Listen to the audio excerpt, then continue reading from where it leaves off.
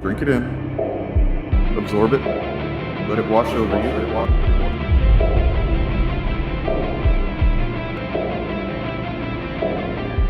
I get that people want those comics to be like these amazing, like, industry destroying comic books. And I just, cold hard facts, it never will be. Those comics will never do it. There's a lot of indie creators that exist that used to work for Marvel and DC that have been making their own comics for years. And they go out to the conventions and they do that, and they make a living doing that, but they will never take down the large publishers. If the publishers are going to go away, they'll do it on their own. Rippaverse can ever hope to do is, and I mean this like genuinely, like a good thing that they might do if, I mean, Eric probably never going to get away from being a piece of shit on YouTube, but like if he if somehow manages to squeak this by for several years or something, one thing that he can do is he's already started doing it, and it's giving, I wish he would choose different people and not choose them based on them being conservatives, but he's essentially giving retired old comic creators, a chance to make some money in their golden years, right? Yeah. You got Mike Barron and fucking Chuck Dixon. Like, those guys weren't doing anything. They're assholes, but like, maybe he'll start hiring a Larry. Well, Larry Hama can't do any art anymore, actually. That's fucking tragic. But like, people like that used to work in the industry, and the industry does not take care of its people. So you end up with guys that are legends that essentially kept the industry afloat in a lot of cases that now are like poor. Well, from what I understand, like even Mike Barron and Chuck Dixon had their own indie comics. So it's just, but nothing like, they weren't making a lot. Like, this is actually more high profile than anything else they were doing. Yeah, I'm sure. So I mean, I imagine they're making. Honestly, somebody was I think it was Dick and Vito. I saw some clip they were looking at on BTM Reviews channel. Mm-hmm. And they think that Mike Barron and Chuck Dixon are like kind of taking Eric for a ride. Did you see? And I think they did that because of the foreword in Gooding from Mike Barron. It seems like a very fucking obvious troll. If you read it, because there's no fucking way that forward was like legitimate. It felt literally like a troll. Let's see if I can find it. It sounds batshit crazy. Like, it's one of those things where only someone purposely writing squirrel words or whatever it is that they call Eric July said he speaks in squirrel language or something. Whatever it is that he says, like that's the kind of stuff you would expect from him, not from other people. It's almost like he's taking a shot at Eric. Well, let's before we kind of look at it ourselves and see what we think, what I think anyway, like Mike Barron, it's important to understand, is like currently, and this is not to like shit on addiction or anything, but like seems to be still an active cocaine addict. Well, yeah, I wasn't sure about that, but that's not to say that that's going to cause him to, I mean, but like I found interviews where he's literally talking about it openly in interviews of not too long ago. But for context of Mike Barron, you know how these guys always talk about race swapping and stuff, right? Yeah. Well, like the only literal character, like I'm talking about, they act like they just take the same character and change the race of that character. That's like never really happens, but it has happened one time at Marvel where literally the character that you know and love goes from white to black, and that was Frank Castle, and that was written by Mike Barron for several issues. I don't remember this story. Became a black dude. This is not a joke. This really happened. These fucking issues exist. He teams up with Luke Cage, of course. And then there's several very awkward pages where you can't tell who's who because they're just drawn to look exactly the same. Mike Barron didn't do that, but still. And then several very, very cringe fucking lines written like it's like, oh, this is just a possibly racist white guy that wrote these lines for this black guy, I guess. Yeah, and there's literally a moment in it where it seems to be like doing the, you know how racists these days will say, well, no, it's not because it's not because just their genetics or anything, it's their culture. They try to say it culture instead of the, you know what I mean? Mhm. That they literally some of that in this comic book. Right. It's pretty fucking cringe. All right, here we go. I'm going to share this. And we're going to read this. Oh, geez. This is quite the read. There we Oh go. boy. So it's hard to see, but I'm going to read it here.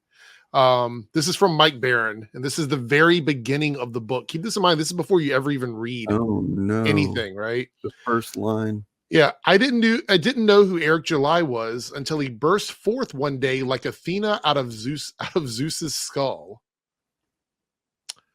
Only Eric wasn't just Athena.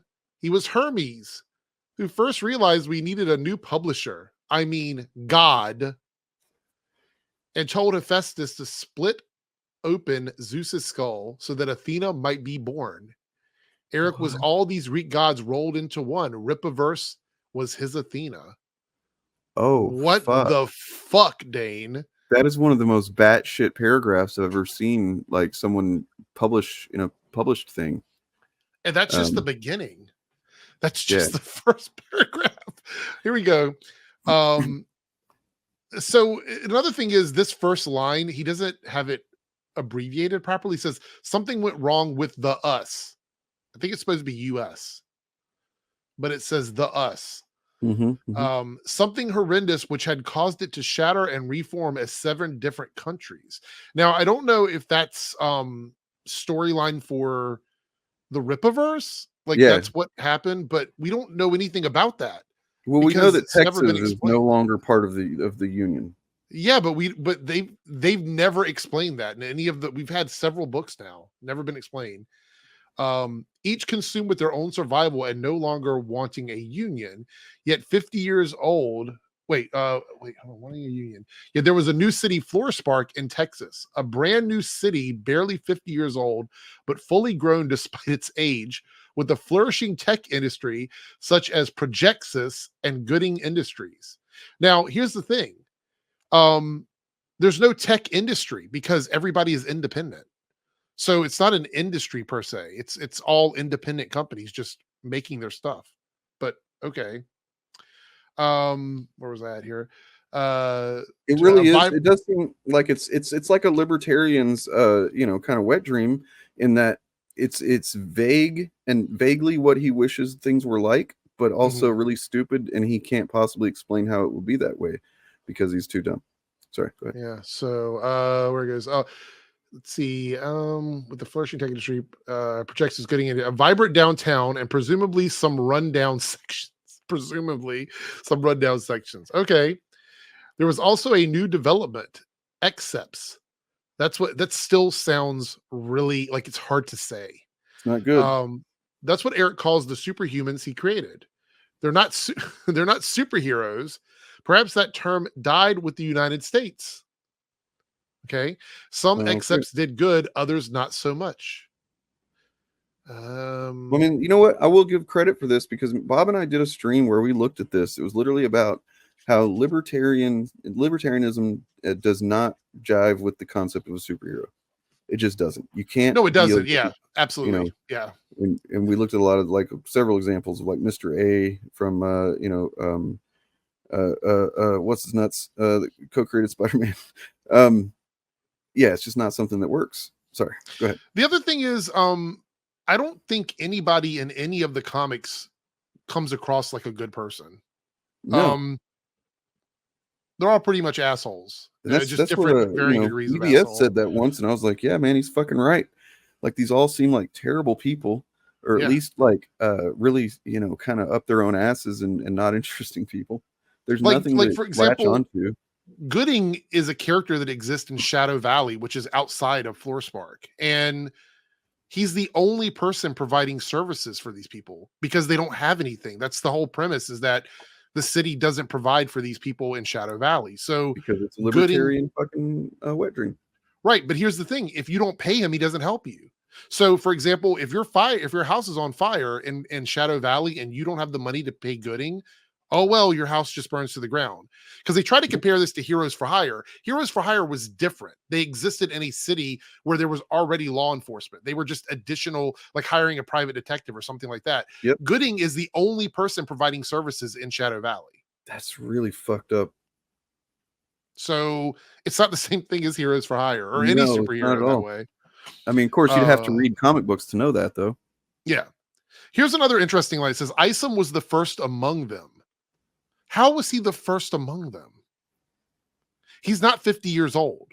And Accepts existed prior to this because he said that they possibly died with the United States, like the idea of superheroes, which means that these characters, Accepts, have been around for a while. So how could Isom be the first? Well, I mean, not to like defend this or anything, but like it's the concept of a superhero could have existed despite there not being anybody with powers yet. Maybe. Basically, Right. maybe it could be that and this is giving way too much credit. I know he hasn't thought about this, but like Accepts appear on the scene, and suddenly people realize, oh, that idea of a superhero is really lame and stupid. And Maybe, not real. but weren't Accepts part of the war?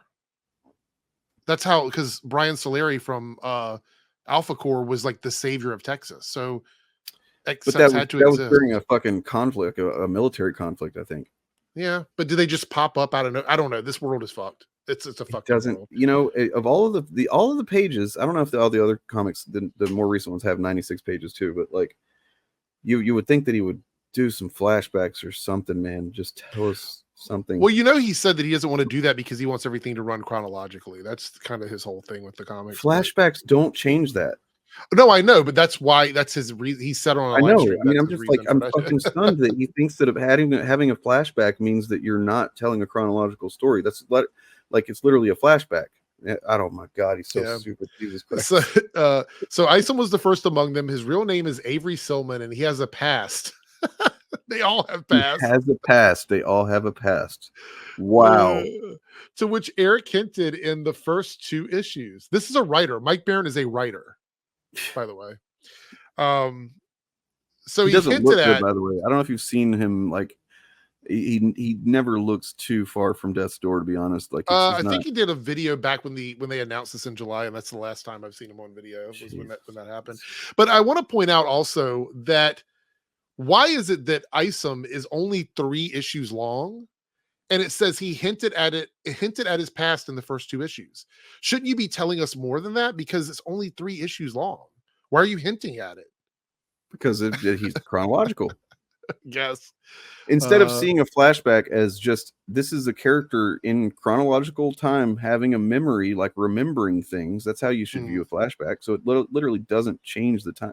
God damn it. That's really fucking stupid. Sorry. It says here, he fanned his characters like a poker player with a winning hand. Aside from Isom, there was Alpha Corps, the first Accept team up group, Darren Fontano, these random characters from the Rippaverse is being named here, an old friend of Avery's, and a nightclub owner, the mysterious Yaira, and even more mysterious Bloodruth, who rides around on a dragon. Now we've never explained like why dragons exist. Like, wait, there's dragons? Yeah. Bloodruth controls like a dragon. She rides on a dragon like Game of Thrones. Oh my God. And of course, the tech genius Gooding. So, all right. The next part here. If he's a tech genius, why hasn't he invented, you know, I've definitely seen them compare him to Tony Stark or something. It's like Tony Stark, if he is in a situation for some reason where he's the only guy that will help a city out or whatever, he's going to create some fucking robots that will put fires out. He's going to do some, you know, truly inventive shit. Well, I would think if Gooding were a tech genius and he were capable of doing what he's doing, but he wants money for it, wouldn't he be selling it to large companies and not like getting nickel and dime from like people that live in Shadow Valley? That seems like a really dumb way to do it. Like you have all of this great technology, and instead of selling it to like the city to use, you are charging people $50 to come and stop fires and stuff like that. Well, as I talked about in my video uploaded yesterday, because I mentioned how is a response to how Eric's saying that Rippaverse is not political, and I'm like, look, even if you can't construe, well, I actually make the point that there are things in the first 2 issues of ISOM that are political, and maybe Eric doesn't realize it, maybe his audience doesn't realize it, but they are, and that has to do with like Texas being its own fucking country essentially. And then also just this one's a little bit more subtle, but like whenever Isom is walking through the city, first of all, there's like little things like whenever it first goes to the city at the beginning of the comic, Isom number 1, it says somewhere you don't want to be. Right. And that's like, that could mean anything, but then in context of later on when he's walking around after he's out of the hospital or whatever, and he's seeing just like a sex worker and then a homeless person or something, he's just got this fucking like kind of attitude about these people. Like that is a very conservative, actually fascist mentality. Hitler, the Nazis fucking, part of their thing was to shit on metropolitan areas. And that's just a right-wing thing to do, to act like that the urban areas or metropolitan areas are diseased and corrupt and blah, blah. It's also counterintuitive to what the whole story sets up, is that Texas is so great for winning this war, but then it also has unsavory areas where people are treated like shit. Like, in the city and in Shadow Valley where they're ignored completely. Yeah. Okay. So he says here, saw my old pal Chuck writing a new book. I called Eric up and asked if I could write for the Rippaverse, and he said yes. He asked me to write a book about Gooding. So Eric didn't approach him. He approached Eric, I guess. That actually kind of maybe works in favor of the troll argument. Yeah. Like I can imagine maybe, him and Chuck Dixon on the phone, and Chuck's like, you're not going to believe this guy's paying me money to fucking write this shit. He's like, you should see if, call him, see if he'll get you on, get you some work. Yeah. I'm going with that as my headcanon now. That's just what happened in my mind. So it says here, he didn't have a first name, so I called him Cato, which, by the way, I don't even understand that. That's such a weird, like this, everybody in this world is named so oddly. Like the names connected together and the words assigned to these names are like Gooding with the Y. I don't know. Who composed the first history of Rome? What? Wait, hold on. He didn't have okay. So Cato composed the first history of Rome. That's why I gave it to him. Cato was for pointing to another nation poised to wipe Rome off the map. Carthage must be destroyed, he told the Roman Senate over and over again. They failed to destroy Carthage, so Hannibal brought Carthage to them. What? Yeah. I do want to point out before you go, though, if you read that first bubble up in the corner, I want to say shout out to us for coming up with this on the Shillcast at some point. It says, Brian Solari's Exceptionals have sent the invaders packing. I think we all agreed that Exceptional was a much better name than Accepts because it just sounded really stupid.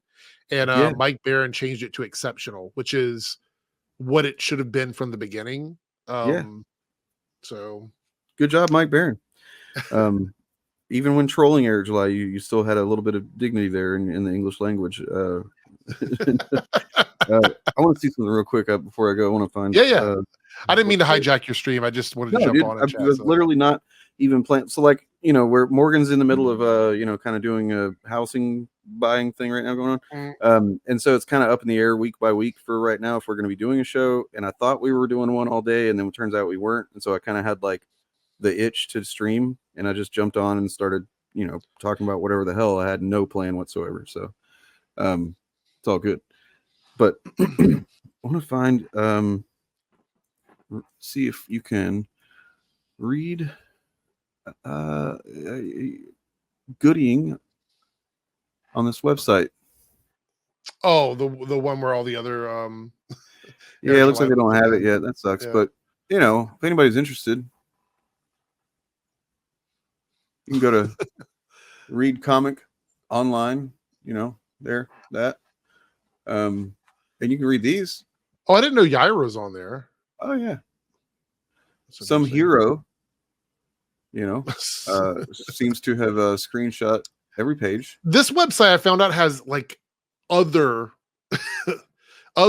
publishers' material on there as well. It seems like it's got a lot of stuff on it. What do you mean? Like I didn't realize that it had like mainstream comics on there. Oh too. yeah, I it's was like, got oh, shit. all of the comics basically. I was like, Um, holy shit. Yeah, I pay for Marvel Unlimited, but you know, it is what well, it yeah, is. I would not recommend. You know, if you have the money to pay for service, especially when it comes to like Image or you know Boom or anything more that's not like kind of big too, but really anything. You know, Dude, and look at how many views that Yaira's gotten. I don't know how many oh issues were sold, but that's almost as many people that purchased the book. I think read it I can pull up online. my my chart here in a second. So this one's Alpha Core has 17,000, and then you know 50. 50,000. That's so crazy. That's Yeah. crazy. So here's this. So Yaira had 11,000 purchasers, Mm-hmm. and almost or a little over 7,000 people viewed the oh wow, there were more viewers of the Isom rip on there than there were purchasers, because I think it was like 50,000 on there. So Yeah, it's and then I couldn't find anything, you know, more concrete on Gooding because, as you know, he very knowingly realized he needed to change the sales format there. Like I said in my video yesterday, I'm surprised that they went with Yaira as a campaign. I kind of feel like, but I mean, of course they had to, you know, kind of do their little workaround to pump those numbers up. And the reason you can tell that those numbers are that there's something weird going on is because the sales are higher than the previous comic. But I mean, why are the sales higher on a goddamn Soska Sisters? well, You know, I think like, Low Watermark says the same thing we said. There was like tons of non-Yaira related merchandise in her campaign, including a right. t-shirt for his band when that Right, video everything dropped. like that's what remember the website went down. It came, they redid it or whatever. But when it came back up, everything on the website funneled into the Ira campaign. Yes, which is why he made a post like right before that happened and said, if there's anything you want to buy that's not related to the Yaira campaign, you need to buy it now because everything else will be shipped out with the Yaira campaign. So they basically just reassigned a bunch of merch on the site to Yaira's campaign.